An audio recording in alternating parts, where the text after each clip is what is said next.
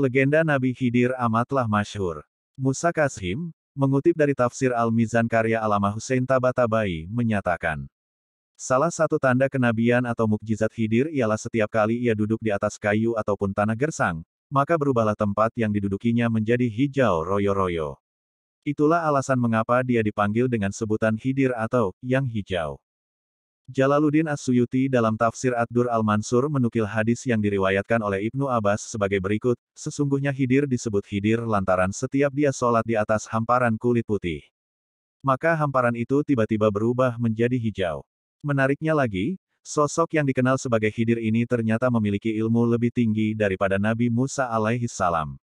Allah subhanahu wa ta'ala berfirman, Musa berkata kepadanya, bolehkah aku mengikutimu supaya kamu mengajarkan kepadaku ilmu yang benar di antara ilmu-ilmu yang telah diajarkan kepadamu.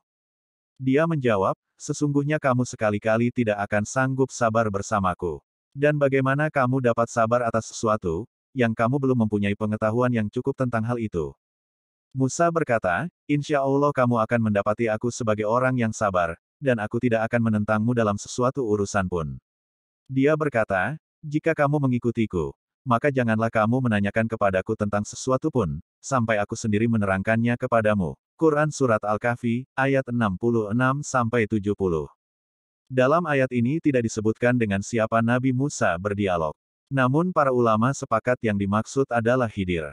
M. Quraisy Shihab dalam tafsir Al-Misbah, pesan, kesan dan keserasian Al-Quran, mengatakan meski dengan rincian pendapat yang bermacam-macam, tapi nama Khidir selalu muncul dalam banyak buku tafsir.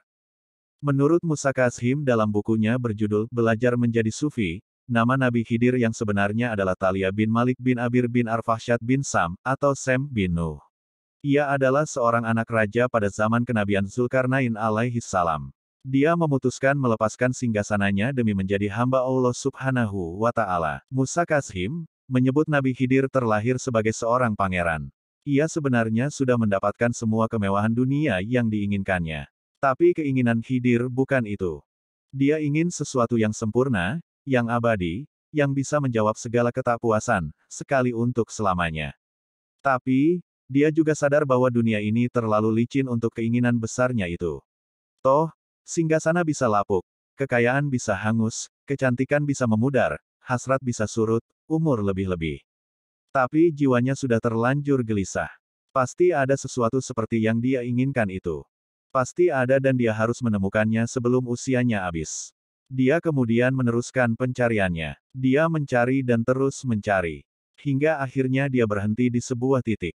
Dia menemukan Tuhan. Awalnya dia hanya melihat kehadiran Tuhan pada hal-hal yang tampak besar di mata, pada awan yang berarak, pada langit yang tak bertiang, pada bumi yang membentang, pada sungai yang berkelok, pada burung yang melayang, pada manusia yang beragam. Dia terpukau dan mulai menenggelamkan dirinya dalam kebaktian.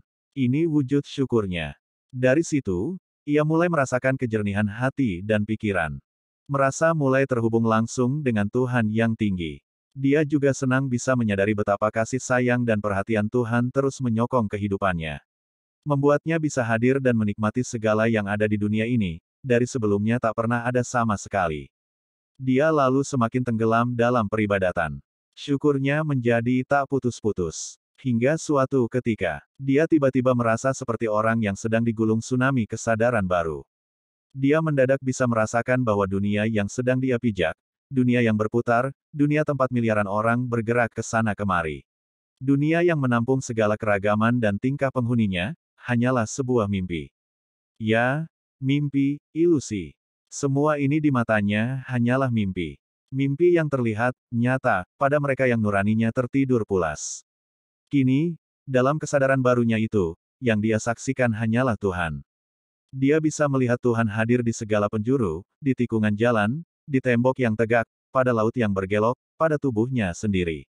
Dia bisa merasakan Tuhan hadir di kedua matanya, dalam desah napasnya, pada lengkung alisnya, pada pori-pori wajahnya, dalam detak jantungnya, dalam denyut nadinya, bahkan lebih dekat lagi. Dia terpesona dengan semua itu sebelum akhirnya menyadari betapa dia tidak bisa lagi mengenali dirinya. Dia bahkan tak mampu berkata-kata lagi. Dia bisa layaknya buih yang pingsan dalam dekapan samudera. Tapi dalam kesadarannya yang baru itu, dan perasaan dekat dan akrab kepada Tuhan yang menyertainya, dia masih goyah seperti nyiur di tepi pantai. Dia belum mampu mengendalikan kesadaran barunya itu sepenuhnya. Dia belum bisa berlama-lama dalam kemesraan dengan Tuhan. Belakangan, dia menyadari kalau ternyata dunia dan alam kesadaran baru yang hadir dalam jiwanya adalah perempuan yang dimadu. Perhatian kepada yang satu menimbulkan iri kepada yang lain. Dia harus memilih. Dan pilihannya jatuh pada yang terakhir, dia ingin sebuah kemesraan abadi dengan Tuhan yang kuasa, apapun ongkosnya. Dia ingin tak ada lagi mendengar kata perpisahan. Dia mendambakan kebaktian abadi. Tuhan yang kaya rupanya menjawab semua keinginannya. Zat Agung menarik jiwanya ke kerajaannya, mendudukkannya di dekat singgasana sebelum akhirnya mengambil alih seluruh dirinya dan menjadikannya seorang hamba di antara hamba-hamba kami, yang telah kami berikan kepadanya rahmat dari sisi kami. Dan yang telah kami ajarkan kepadanya ilmu dari sisi kami. Jalannya kini sudah terbuka lebar. Ilmu langsung dari Tuhan membuat dia bisa menahan kematian tak kunjung bisa mendekatinya. Hingga hari ini, ilmu juga yang membuat dia bisa membawa napas kehidupan kemanapun kakinya melangkah, hingga detik ini. Sekian. Wallahu a'lam bishawab. Jangan lupa support channel Islam Al-Laduni, agar kami bisa terus bersiar di jalan kebaikan.